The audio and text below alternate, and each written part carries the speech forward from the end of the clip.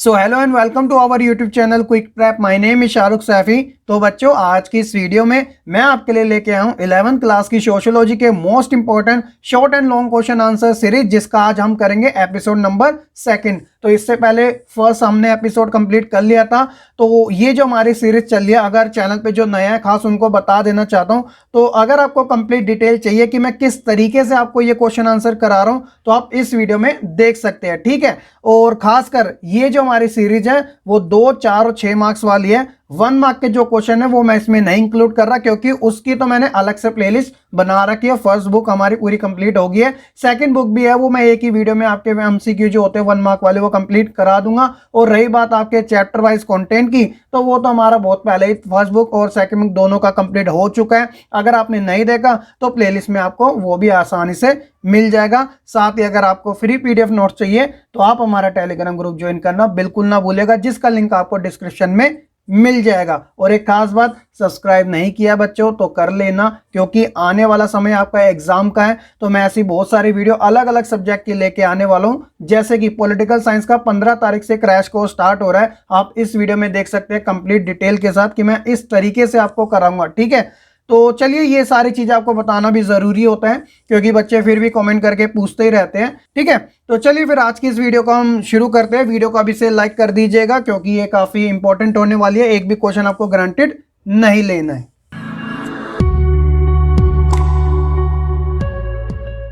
शुरुआत करते हैं अपने क्वेश्चन नंबर 14 के साथ, क्योंकि एपिसोड फर्स्ट तक मैंने टोटल 13 क्वेश्चन कवर करा दिए थे। तो हमने 100 क्वेश्चन का टारगेट बनाया, तो ये सीरीज एपिसोड वाइज क्वेश्चन के अकॉर्डिंग ही चलती रहेगी, ठीक है। तो क्या बात की गई है क्वेश्चन में कि ग्रामीण और नगरीय समाज में युवा वर्ग में बढ़ते अपराध और हिंसा व्यवस्था के क्या कारण हो सकते हैं, ये आपको बताना है। एग्जाम में 4 नंबर में ये क्वेश्चन पूछा जा सकता है। तो देखिए, अगर ये क्वेश्चन एग्जाम में आ जाते हैं तो आप में से ऐसे बहुत बच्चे हैं जो अच्छे तरीके से बनाकर भी लिख सकते हैं, ठीक है। तो मैं आपको इसके अंदर हेडिंग्स बता रहा हूं, और बाकी चीजें तो आप बनाकर लिख भी सकते हो। अगर आपको डिटेल में चाहिए तो चैप्टर के अंदर तो ऑलरेडी डिस्कस किया ही था, ठीक है। तो पहला पॉइंट है बढ़ती हुई महंगाई। तो बच्चों, बढ़ती हुई महंगाई जो है वो भी अपराध और हिंसा का एक कारण माना जाता है। कैसे? देखिए, अगर प्राइस अपने आप ही इंक्रीज होते रहेंगे तो उससे क्या होगा, जो बचत होगी वो कम होती रहेगी। बचत के कम होने से सीधा असर उनके ऊपर पड़ता है जो लोअर मिडिल क्लास और पुअर फैमिली से बिलोंग करते हैं। तो उनमें क्या होती है, जागरूकता थोड़ी कम हो पाती है। जागरूकता कम होने के कारण ही जब महंगाई ज्यादा बढ़ती है तो लोग अपराध और हिंसा जैसे चीजों को अपनाने लग जाते हैं, तो जो कि समाज के अंदर असंतोष को पैदा करता है, ठीक है। तो ये आपको जानकारी पता होनी चाहिए। तो दूसरा है इसी से रिलेटेड, वो है बेरोजगारी।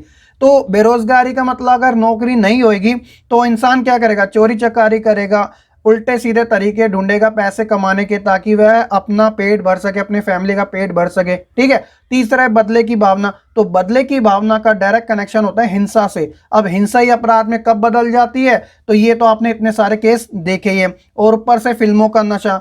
इट्स मीन कि जो हम मूवीज में देखते हैं कि इस तरीके से क्राइम किया जाता है, तो उसका जो साइकोलॉजिकल इफेक्ट हमारे माइंड पर भी पड़ता है। तो इसलिए जो युवा वर्ग है ना, उनके अंदर ये उत्तेजना आ जाती है, वह कहीं ना कहीं ऐसी गड़बड़ी कर देते हैं। और पांचवा है लोगों में भय पैदा करना।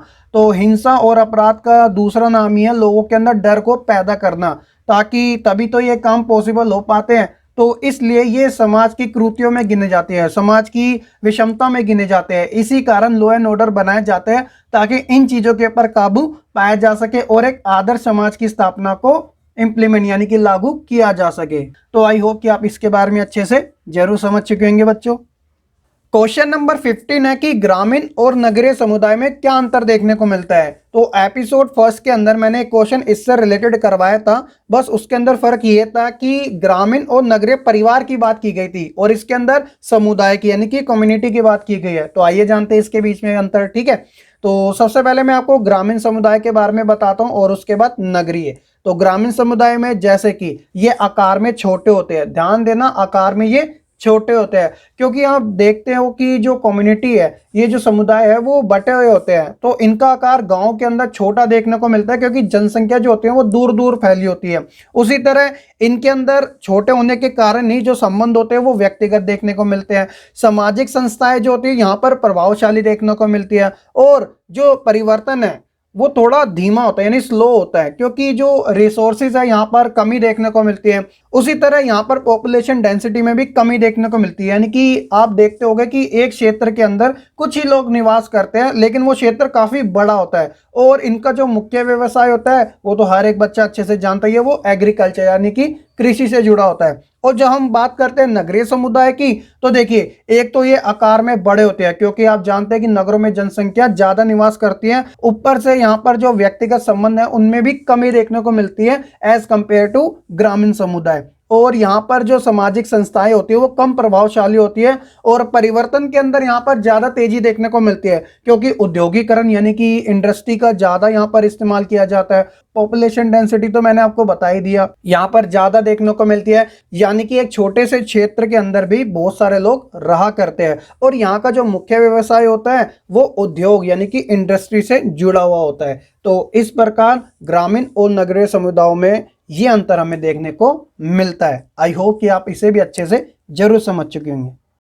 चलिए अब बात करते हैं 2 मार्क्स के क्वेश्चन के ऊपर, क्योंकि एग्जाम में तो ये भी आने वाले हैं। तो क्वेश्चन नंबर 16 है कि समाज शास्त्र धर्म का अध्ययन कैसे करता है। तो बच्चों ये जो क्वेश्चन है वो काफी पॉपुलर है और बहुत सारे प्रीवियस ईयर एग्जाम में पूछा भी जा चुका है। तो बिल्कुल इसका सिंपल सा आंसर है कि जब समाज शास्त्र धर्म का अध्ययन करता है तो यह इस बात का पता करने का प्रयास करता है कि धर्म का और सामाजिक संस्थाओं के साथ क्या संबंध है, क्योंकि धर्म एक या दो व्यक्तियों की व्यक्तिगत संपत्ति नहीं होती, बल्कि ये सार्वजनिक होती है, सबकी होती है और यही सामाजिक तथा संस्थाओं के बीच में महत्वपूर्ण मानी जाती है। तो इस आधार पे धर्म का अध्ययन समाजशास्त्र करता है। आई होप कि आपको ये सिंपल सा आंसर अच्छे से पता भी चल चुका होगा। उसी तरह हम बात करें क्वेश्चन नंबर 17 की, व्यक्ति में समाज के प्रति जो अलगाववाद आता है वो कब आता है। तो ये भी एक सोचने वाला क्वेश्चन है। तो देखिए क्या होता है इसमें कि कई बार ऐसा होता है कि माता पिता का व्यवहार बच्चे के प्रति कठोर होता है, या फिर माता पिता में अलगाव के कारण यानी उनमें ही खुद अनबन बनी हुई है,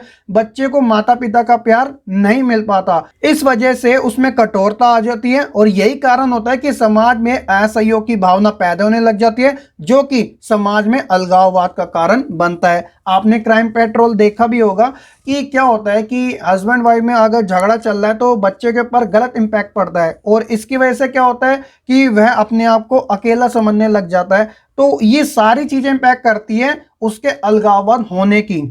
तो आप इन चीजों का ध्यान रखना, ऐसे क्वेश्चन एग्जाम में ज्यादा चांसेस रहते हैं पूछने के।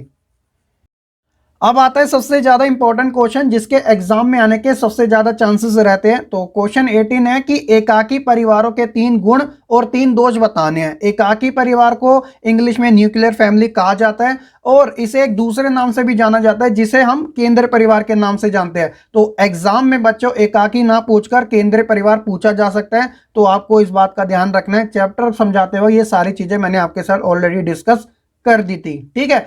तो सबसे पहले मैं आपको एकाकी परिवार के गुण बताऊंगा और उसके बाद उसके दोष, क्योंकि हर एक सिक्के के 2 पहलू होते हैं, एक अच्छा और एक बुरा। तो सबसे पहले हम अच्छे की बात करते हैं। तो एकाकी परिवार में क्या होता है, सबसे पहले आप ये जान लीजिए, मम्मी पापा और उनके बेटा बेटी, तो हम दो हमारे दो, ये वाली परंपरा इस परिवार में देखने को मिलती है और समाज में इन्हें आदर्श माना जाता है, क्योंकि जनसंख्या को नियंत्रण करने में इनकी भूमिका जो होती है वो काफी महत्वपूर्ण होती है। तो इनकी अगर क्वालिटी की बात की जाए तो इनके अंदर जो रिलेशनशिप होती है ना वो काफी डीप होती है, गहरी देखने को मिलती है। परिवार के अंदर सदस्य कम है तो जो म्यूचुअल अंडरस्टैंडिंग है वो अच्छी बने रहती है और ऊपर से बच्चों का पालन पोषण भी बेहतर से हो जाता है, क्योंकि बच्चे भी 1 या 2 ही होते हैं तो उनकी देखभाल भी काफी अच्छे से हो जाती है, तालमेल बनी रहती है। तो ये मैंने आपको बता दिया कि रिलेशनशिप गहरे होने से उनके बीच में जो अंडरस्टैंडिंग होती है वो बेहतर होती है, लोग एक दूसरे की बात को अच्छे से समझ पाते हैं। लेकिन अगर यहाँ पर एक तरफ हमें अच्छाई देखने को मिल रही है तो बुराई भी है इसकी। जैसे कि दोष में अगर बात करें तो क्या होता है, एकाकी परिवार में जो इमरजेंसी होती है ना उसके समय ज्यादा परेशानी देखने को मिल जाती है, क्योंकि जो परिवार के सदस्य है वो कम होते हैं और ऊपर से जो रिश्तेदार होते हैं वो दूर रहते हैं या कुछ पास भी रहते हो, तो इमरजेंसी में ज्यादातर इनमें परेशानियां देखने को मिल जाती है। और एक बड़ा रीजन ये है कि अवैध संबंध यानी इलीगल जो रिलेशन होते हैं, क्राइम पेट्रोल में या CID जैसे जो शो आते हैं उसके अंदर ज्यादा यही चीजें दिखाई जाती है। और ऊपर से जो प्राइवेट प्रॉब्लम्स होती है ना वो भी हमें इन परिवारों में ज्यादा देखने को मिल जाती है। तो ये 3 गुण और 3 दोष हैं, एग्जाम में आप इन्हें एक्सप्लेन करके लिख सकते हैं। अगर आपको और अच्छे से जानना है तो मैंने विद वीडियो और इमेजेस के थ्रू आपको चैप्टर समझाते वक्त बताया भी था। ठीक है बच्चों, चलिए अब बात करते हैं राज्य और सरकार के बीच में क्या अंतर देखने को मिलता है, different between state and government. तो आपने 10th क्लास की एसएसटी पढ़ी होगी, तो उसके अंदर भी ये क्वेश्चन आ ही जाता था। तो काफ़ी सिंपल सा है, आपको वही बॉक्स बनाने और उसको क्लैरिफाई करना है दोनों के बीच में अंतरों को। तो सबसे पहले मैं आपको राज्य यानी स्टेट के बारे में बता देता हूँ।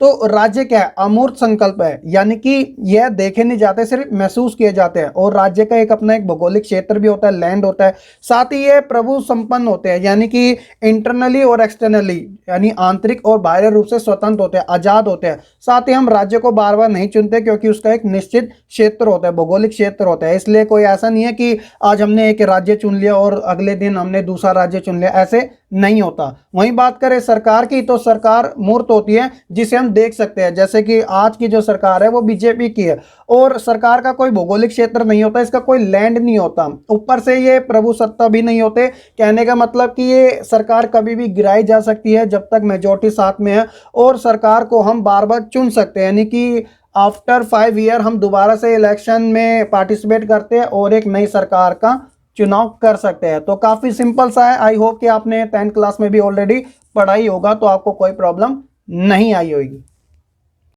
क्वेश्चन नंबर 20 की बात करते हैं कि संस्कृति की 4 विशेषताओं का आपको वर्णन करना है। 4 नंबर का सिंपल आपसे पूछ लिया जाता है, क्योंकि फर्स्ट एपिसोड के अंदर मैंने आपको संस्कृति का अर्थ और उसके आयाम बताए थे। यहाँ पर मैं आपको विशेषताओं के बारे में बता रहा हूँ। तो देखिए बिल्कुल सिंपल सी है, 1 बाय 1 करके मैं आपको बताता हूँ कि संस्कृति क्या है, एक पीढ़ी से दूसरी पीढ़ी में ट्रांसफर होती है। क्योंकि बच्चा जो है वह अपने माता पिता से ही व्यवहारों को, तौर तरीकों को और संस्कारों को सीखता है। ऊपर से संस्कृति हमेशा समाज में रहकर ही सीखी जाती है, यह कोई जैविक गुण नहीं है, यानी बायोलॉजिकल क्वालिटी नहीं है कि आपको अपने माता पिता से मिले। यह तो व्यक्ति समाज के अंदर निवास करता है और उसे सोशलाइजेशन यानी कि सामाजिकरण के द्वारा सीखते हैं। संस्कृति क्या करती है, व्यक्तियों की आवश्यकताओं को पूर्ण करती है, पूरा करती है। यानी कि किसी वस्तु का इन्वेंशन होता है, यानी आविष्कार होता है, तो वह आविष्कार क्या होता है, लोगों की जरूरतों को पूरा करता है। जैसे हम पहले पहिया कैसे चलता था, आज के समय टायर चलता है, तो टायर चला तो गाड़ी बनी, गाड़ी बनी तो लोगों का समय बचा। तो समाज का भी कल्याण, लोगों का भी विकास। ठीक है,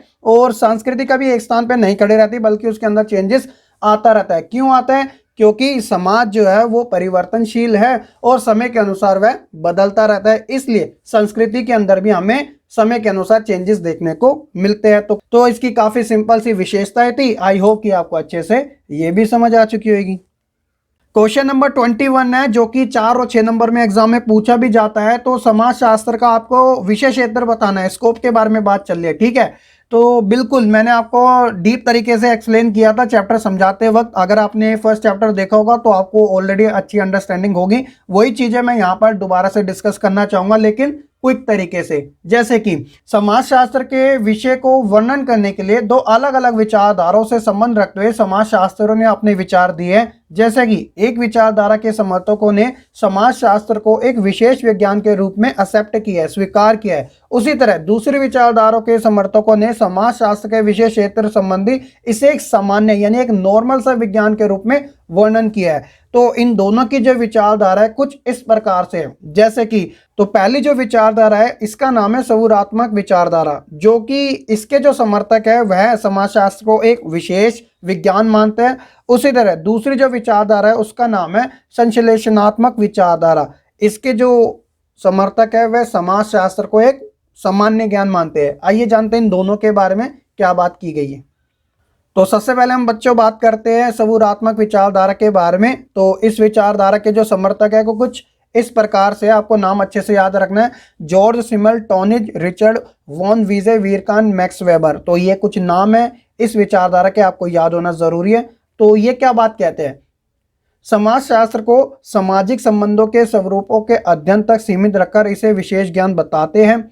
उनका मानना है कि सामाजिक विज्ञान जो है वह सामाजिक संबंधों के स्वरूप को अध्ययन नहीं करता, केवल समाजशास्त्र ही ऐसा विज्ञान है जो सामाजिक संबंधों के स्वरूप का अध्ययन करता है, और इसी कारण समाजशास्त्र को इन्होंने विशेष ज्ञान का दर्जा दिया है।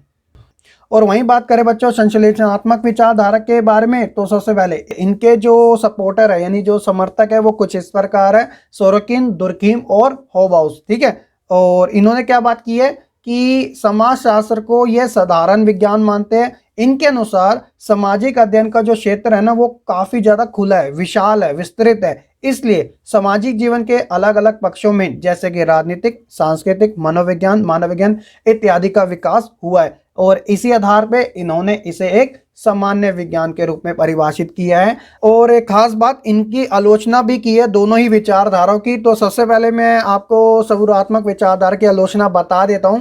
तो इसमें आलोचना कुछ इस प्रकार की गई है कि केवल समाजशास्त्र अकेले ही सामाजिक संबंधों का अध्ययन नहीं करता, बल्कि सामाजिक विज्ञान भी करते हैं। जो कि ये बात करते हैं ना विशेष विज्ञान की, तो बोलते हैं कि सिर्फ समाजशास्त्र करता है, ऐसा नहीं है। आलोचना में ये कहा गया था कि सामाजिक विज्ञान भी करता है, सोशल साइंस। उसी तरह संश्लेषणात्मक विचारधारा की आलोचना कुछ इस प्रकार की गई है कि इस संप्रदाय की आलोचना इस आधार पर की जाती है कि इसके विचारधारकों ने समाजशास्त्र के विषय क्षेत्र को सीमित ही नहीं किया, और यदि इसमें विज्ञान की विषय सामग्री शामिल की गई होती तो समाजशास्त्र जो है दूसरे समाज विज्ञानों की विषय सामग्री की खिचड़ी बनकर रह जाएगा और अपनी उसकी कोई पहचान नहीं होती। क्योंकि हर एक सब्जेक्ट का अपना एक स्पेसिफिक ऑर्डर होता है। जैसे इतिहास किसके बारे में बात करता है, घटनाओं के बारे में बात करता है, अर्थशास्त्र बात करता है आर्थिक क्रियाओं से जुड़ी, और वहीं राजनीतिक शास्त्र बात करता है राजनीति से जुड़ी घटनाओं के बारे में।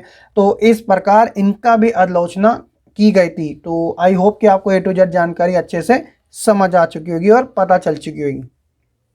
चलिए अब बात करते हैं क्वेश्चन नंबर 22 की, जिसमें बात की गई है समाजशास्त्र और इतिहास में क्या संबंध है, ये आपको स्पष्ट करना है। तो बच्चों यहाँ पर मैंने सिर्फ एक ही क्वेश्चन डाला है। तो वैसे तो इसके समाजशास्त्र के अन्य विषयों के साथ संबंध है, जैसे कि अर्थशास्त्र के साथ, राजनीतिक शास्त्र के साथ, मनोविज्ञान के साथ, मानव विज्ञान के साथ। तो ये सब मैंने आपको चैप्टर में बताया था, लेकिन मैंने एक क्वेश्चन उठा लिया क्योंकि एग्जाम में ये काफ़ी ज़्यादा पूछा जाता है, और इसके साथ एक अर्थशास्त्र वाला भी पूछा जाता है। ठीक है, एपिसोड 3 में मैं वो क्वेश्चन भी इंक्लूड कर दूंगा, आप बिल्कुल भी टेंशन मत लेना। तो सबसे पहले मैं आपको समाजशास्त्र के बारे में बताता हूँ और उसके बाद इतिहास के बारे में। तो समाजशास्त्र जो है वह सामाजिक घटनाओं के अध्ययन में रुचि रखता है, और ये विश्लेषणात्मक और व्याख्यात्मक विज्ञान है। साथ ही इसे एक सामान्य विज्ञान का दर्जा भी प्राप्त है। समाजशास्त्र के अंदर प्रश्नावली, सर्वेक्षण, साक्षात्कार विधियों का अधिक उपयोग किया जाता है। अब जब बात आती है इतिहास की, तो यह पिछली घटनाओं में रुचि रखता है, तभी तो इसका नाम हिस्ट्री यानी इतिहास रखा गया है। इसका जो विज्ञान है ना वो एक वर्णन के रूप में प्रयोग किया जाता है। आप जानते हो इतिहास के अंदर काफी डीप तरीके से आपको पढ़ना पड़ता है, वर्णन करना पड़ता है, और इसी कारण इसे एक विशिष्ट विज्ञान के रूप में जाना जाता है। खासकर इसके अंदर हम अगर इसके अतीत को जानने की कोशिश करें तो हम सबसे पहले एक ऑर्डर को यूज करते हैं यानी कालक्रम को, और साथ ही सिक्कों का अध्ययन भी करते हैं, और मूर्तियों का अध्ययन, और साथ ही जो प्रलेख यानी जिसे हम डॉक्यूमेंट कहते हैं, दस्तावेज, उनका भी इस्तेमाल किया जाता है। इसी कारण इसे एक विशिष्ट विज्ञान का दर्जा प्राप्त है। तो ये है दोनों के बीच में एक सिंपल सा अंतर। आई होप कि आपको ये भी अच्छे से पता चल चुका होगा। क्वेश्चन नंबर 23 की बात करते हैं, जो कि 2 मार्क्स से रिलेटेड है कि नारीवाद से आप क्या समझते हैं, यानी कि फेमिनिज्म की बात चल रही है। ठीक है, तो आपको समाजशास्त्र के अकॉर्डिंग इसका आंसर देना है कि एक समाजशास्त्रीय दृष्टिकोण से जो कि सामाजिक विषयों का विश्लेषण करते समय लिंग के महत्व को केंद्र में रखने पर बल देता है कि समाज में लिंग के आधार पर होने वाली जो असमानता की व्याख्या है ना, उसे दूर करने का काम नारीवादी दृष्टिकोण के द्वारा किया जाता है। कहने का मतलब कि जैसे फेमिनिज्म किसके ऊपर बात करता है, समानता के ऊपर, यानी कि पुरुष और स्त्री इक्वल है, तो राइट्स जितने पुरुष को मिले उतने ही राइट्स वुमेन्स के भी मिलनी चाहिए। तो यही बात समाजशास्त्र भी करता है। तो काफी सिंपल सा है, आपको इसमें कोई कंफ्यूजन नहीं होनी चाहिए। चलिए अब बात करते हैं अपने इस एपिसोड 2 का लास्ट क्वेश्चन, जो कि है हमारा 24, जिसमें बात की गई है शिक्षा का क्या अर्थ है। उद्देश्य सहित आपको वर्णन करना है और यह भी बताना है कि भारत में शिक्षा प्रणाली की जो खामियां हैं वो कौन कौन सी हैं। ठीक है, तो सबसे पहले आपको मीनिंग देना पड़ेगा कि क्या मीनिंग है शिक्षा का। तो शिक्षा क्या है, संपूर्ण जीवन चलने वाली वह प्रक्रिया है जिसमें सीखने की औपचारिक और अनौपचारिक दोनों प्रकार की संस्थाएं शामिल होती है। औपचारिक और अनौपचारिक से मतलब ऑफिशियल और अनऑफिशियल। जैसे बच्चा सीखता परिवार से भी है, बच्चा सीखता स्कूल से भी है, तो स्कूली शिक्षा उसकी औपचारिक होगी और अनौपचारिक शिक्षा उसकी परिवार से मिलने वाला ज्ञान। अगर बात करें शिक्षा के उद्देश्य और साथ ही इसके महत्व की, तो वन बाय वन करके मैं आपको बता देता हूं। तो पहला है कि सामाजिक नियंत्रण का ज्ञान। तो इसमें क्या बात की गई है कि शिक्षित व्यक्ति यानी कि जो एजुकेटेड पर्सन है वह समाज में पाए जाने वाले आदर्श, नियम, मूल्य व परंपराओं की भली भांति से परिचित होता है, यानी कि उसका ज्ञान अच्छा होता है, इसलिए वह उसका उल्लंघन करने से बचता है, क्योंकि उसे पता है कि अगर वह इसका उल्लंघन करेगा तो समाज के द्वारा उसे दंड दिया जाएगा। साथ ही शिक्षा के माध्यम से वह एक आदर्श समाज की स्थापना में भूमिका भी निभाता है। दूसरा है व्यक्ति का बौद्धिक विकास, कोग्निशन डेवलपमेंट। तो इसमें क्या बात की गई है कि शिक्षा जो है व्यक्ति में आत्मनियंत्रण की भावना को विकसित करती है, जो कि व्यक्ति को घटनाओं का सही विश्लेषण करने में सक्षम बना देती है। जैसे कि वर्तमान में शिक्षा प्रणाली के आधार पर व्यक्ति में तर्क, अनुभव, यथार्थता का विकास करने में ये सहायक है, ताकि व्यक्ति जो है शिक्षा के माध्यम से सही और गलत की बेहतर पहचान कर सके, किसी भी क्वेश्चन के ऊपर या किसी भी टॉपिक के ऊपर अपनी क्रिटिकल थिंकिंग को प्रदान कर सके और हर चीजों को एक यथार्थ तरीके से यानी एक रियल तरीके से समझ सके, अपना सके और दूसरों को बता सके। तीसरा है कि नैतिक गुणों का विकास। तो बच्चों, शिक्षा का उद्देश्य केवल बेहतर नौकरी से नहीं होता, बल्कि यह व्यक्ति के अंदर एक जो मोरालिटी होती है, नैतिक गुण होता है, उनका भी विकास करती है। जैसे कि हिंसा, संघर्ष, स्वार्थ, चोरी चकारी इत्यादि जैसी बुराइयों से दूर रहना और बेहतर समझ पैदा करने में ये सहायता प्रदान करती है। और लास्ट है समाजीकरण में सहायक। तो ये तो सबसे इंपॉर्टेंट है कि शिक्षा व्यक्ति के समाजीकरण में सहायक होती है। इसी के माध्यम से समाज में पाए जाने वाले आदर्श मूल्यों को वह सीखता है, जिसमें परिवार की भूमिका सबसे प्रथम पे होती है, क्योंकि जन्म के साथ उसका परिवार जुड़ा होता है, फिर बाद में समाज आता है। ठीक है बच्चों, तो ये तो थे शिक्षा का अर्थ और इनके उद्देश्य। अब बात करते हैं कि जो भारत के अंदर शिक्षा प्रणाली है, एजुकेशन सिस्टम है, उसके अंदर खामियां क्या देखने को मिलती है। पहला है कि शिक्षा का उद्देश्य ना होना, यानी कि यहाँ पर आपको जो पाठ्यक्रम है प्रदान कर दिया जाता है और जो उसका फ्यूचर है कुछ नहीं पता होता। ऐसे बहुत जन हैं जो डिग्रियां तो प्राप्त करके बैठे हैं, लेकिन जॉब अभी तक नहीं लग रही है, क्योंकि आगे कोई उद्देश्य नहीं है। जैसे आप ग्रेजुएट होते हो, ग्रेजुएट होने के बाद ये नहीं है कि आपको कोई हायर कर लेगा, आपके अंदर एक स्पेशल टैलेंट होना चाहिए और तब आपको अच्छी नौकरी मिलेगी। लेकिन ग्रेजुएट होने पे जॉब नहीं मिलती, ये बात भी फैक्ट है। दूसरा है कि शिक्षा पर कम खर्च, कि भारत जैसे देश के अंदर जहां पर अदर फील्ड्स के अंदर जब बजट पेश किया जाता है तो उनका तो अच्छा परसेंटेज दे दिया जाता है, लेकिन जब बात आती है शिक्षा की तो यहाँ पर जो खर्च होता है वो कम शिक्षा पर डाला जाता है। तीसरा है कि फिजूल खर्ची। तो शिक्षा के अंदर फिजूल खर्ची भी ज़्यादा देखने को मिलती है, क्योंकि यहाँ पर जो काम होता है ना वो सारा का सारा ऑफलाइन होता है, पेपर वाला होता है। जबकि अगर ये चीज़ें ज़्यादा ऑनलाइन आएगी, वैसे आज के समय आ भी रही है, तो इससे क्या होगा कि टाइम भी बचत होगी और खर्चा भी कम आएगा। चौथा है कि महंगी शिक्षा। तो ये तो सबसे बड़ा एक खामी में गिना जाता है कि भारत के अंदर शिक्षा इतनी महंगी है कि व्यक्ति आगे तक पढ़ ही नहीं पाता, कोर्स इतने महंगे जो देखने को मिलते हैं। और लास्ट है कि जो करिकुलम है वो गलत तरीके से दिया गया है, बस आपको पढ़ना है, अच्छे नंबर लाना है, इसी की रेस लग रही है। जो क्रिटिकल थिंकिंग है बच्चों के अंदर, जो केस स्टडियाँ डेवलप की जाती है, वो अभी भी भारत के अंदर कमी है। जबकि जो यूरोपियन कंट्री है, वेस्टर्न कंट्री है, वहाँ पर केस स्टडी के ऊपर ज़्यादा फोकस किया जाता है, ना कि थ्योरेटिकल सब्जेक्ट के ऊपर। तो ये भारत के अंदर शिक्षा प्रणालियों में खामियां हैं, जो कि समय समय पर में सुधार भी होता रहता है। जैसे कि अभी नई एजुकेशन पॉलिसी भी आई है, तो उसके तहत शिक्षा के अंदर काफ़ी ज़्यादा चेंजेस भी है और आप और मैं यही उम्मीद कर सकते हैं कि जो हमारा स्तर है वो और ज़्यादा ऊंचा उठ सके शिक्षा का। भारत पूरे विश्व के अंदर वैसे इतना नाम कमाता है एजुकेशन में, लेकिन जो लूप होल्स हैं उन्हें हमें ठीक करना ज़रूरी है। ठीक है बच्चों, तो ये थे हमारे सोशियोलॉजी के एपिसोड सेकंड से रिलेटेड टॉप क्वेश्चन, जो कि 24 तक थे। अब जो एपिसोड 3 आएगा तब मैं आपको क्वेश्चन नंबर 25 से करवाऊंगा, तो आप थोड़ा वेट कीजिएगा। एपिसोड 3 भी आपको जल्द ही देखने को मिल जाएगा। तो आई होप कि आपको ये सीरीज काफ़ी अच्छी लगेगी। अगर आपने वीडियो लाइक नहीं करी है तो आप लाइक कर दीजिएगा, शेयर कर दीजिएगा, साथ ही कमेंट करके अपना फीडबैक देना बिल्कुल ना भूलें। चैनल पे नए हैं, सब्सक्राइब नहीं किया तो प्लीज़ बच्चों, आप ही के लिए कंटेंट तैयार किया जाता है, तो आप सब्सक्राइब जरूर कीजिएगा और बेल आइकन दबाना बिल्कुल ना भूलेगा, ताकि आपको अपडेट मिलते रहें। और टेलीग्राम ग्रुप जरूर ज्वाइन कर लीजिएगा, PDF आपको वहीं पर ही अवेलेबल करा दी जाएगी। चाहो तो आप व्हाट्सएप ग्रुप भी ज्वाइन कर सकते हो, सभी के लिंक आपको डिस्क्रिप्शन में मिल जाएंगे। तो चलिए फिर आज की इस वीडियो में इतना ही। मैं मिलता हूँ फिर आपको एक नई वीडियो के साथ। खत्म, bye bye, tata, goodbye, गया।